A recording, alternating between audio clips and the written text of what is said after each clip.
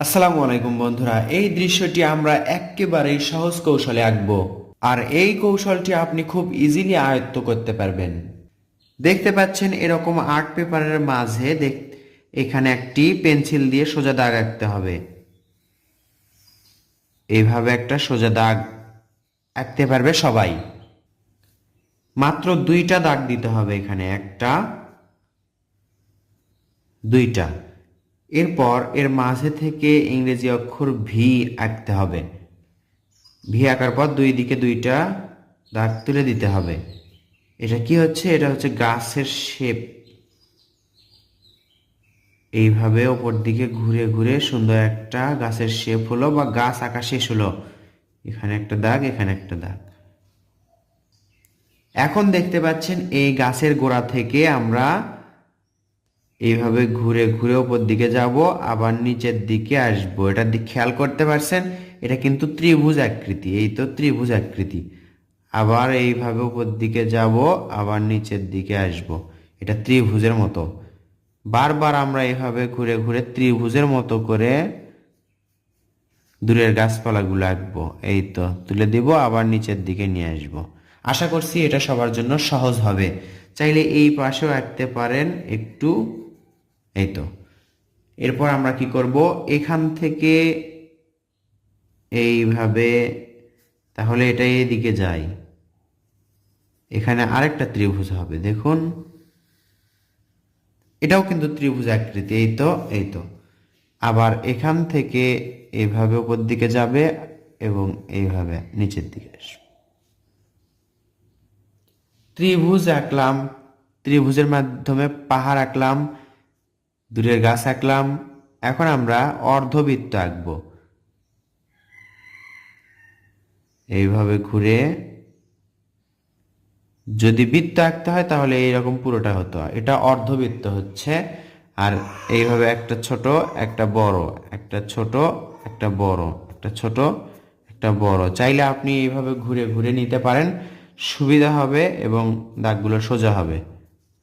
একটা ছোট, একটা বড় দাগ দিতে হবে। এগুলো কি হচ্ছে বন্ধুরা? এগুলো হচ্ছে সূর্য রশ্মি। দেখুন, অনেকটা সুন্দর লাগছে। এরপর ধরুন এই মাঝে থেকে অথবা এই পাশে থেকে একটা পেন্সিল দিয়ে এখানে ধরলাম। ধরার পর ইচ্ছা মতো এরকম করে ঘুরাবেন, ঘুরে ঘুরে নিচের দিকে নিয়ে আসবেন। আবার কি করবেন? এখানে ধরবেন, ধরার পর এইভাবে ঘুরে যেরকম করে ওই দাগটা দেওয়া আছে সেরকম করেই ঘোরাতে হবে।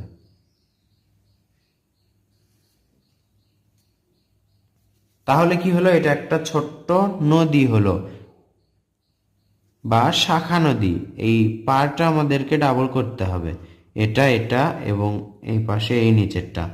আর বিপরীত পাশে এর বিপরীতটা, এইটা এবং এইটা। আর এই নিচেরটা আছে এটাও। এখন আর্ট পেপারের বাঁ পাশটা একটু ফাঁকা থাকছে, এজন্য আমরা এখানে দেখুন এই গাছের বরাবর নিচে এখানেও আরেকটা ত্রিভুজ আঁকবো। অর্ধ ত্রিভুজ। এই দাগটা দিলেই পুরো ত্রিভুজ হয়ে যাচ্ছে। এদিকে একটা সোজা দাগ দিব এবং এদিকে আরেকটা সোজা দাগ। নিচের দাগটা বড় থাকবে, এভাবে লেগে যাবে। আর এটা এটার সাথে মিলে দিলাম। প্রথমে আমরা যেভাবেই আঁকি সেভাবে একটা ঘরের চাল আঁকলাম, নিচে সোজা একটা দাগ দিলাম, দুই পাশে দুইটা সোজা দাগ। এই দুই সোজা দাগটা ছোট হবে মাঝের দাগের চেয়ে, লেগে দিলাম। আর এটা ঘুরে দিলাম, আর দাগটা নিচে ডাবল করে আঁকলাম। সুন্দর একটি ঘর হলো। এক পাশে জানালা, এক পাশে দরজা আঁকতে হবে। ইচ্ছা মতো জানালা দরজা আঁকতে পারেন। এই দরজা, আর এই পাশে জানালা। সুন্দর একটি দৃশ্য আঁকা শেষ হলো। চাইলে আপনি আর কিছু আঁকতে পারেন। যেমন এখানে আপনি ছোট্ট করে সাদা মেঘ আঁকতে পারেন। আবার এখানে আপনি ছোট্ট করে সাদা মেঘ আঁকতে পারেন। আর দুই একটা যদি উড়ন্ত পাখি আঁকতে পারেন আরো সুন্দর লাগবে। এই তো পাখি, দুই দাগে কিন্তু পাখি হয়। এই তো অস্পষ্ট। দূরে উড়ন্ত পাখি আমরা এরকম দেখতে পারি। তো বন্ধুরা, আশা করছি সহজ কৌশলে এই দৃশ্যটি আপনাদের ভালো লাগলো। এখান থেকে আপনারা এই ভিডিওটি দেখে আপনারা শিখতে পারবেন বা আপনি অন্যদেরকে শেয়ার করেও শেখাতে পারবেন। কৌশল দিয়ে আঁকলে আমাদের যে কোনো দৃশ্য আঁকা সহজ হয়ে যায়। এরকম আরও ভিডিও পেতে চ্যানেলটি সাবস্ক্রাইব করে রাখুন। ধন্যবাদ সবাইকে। আসসালামু আলাইকুম।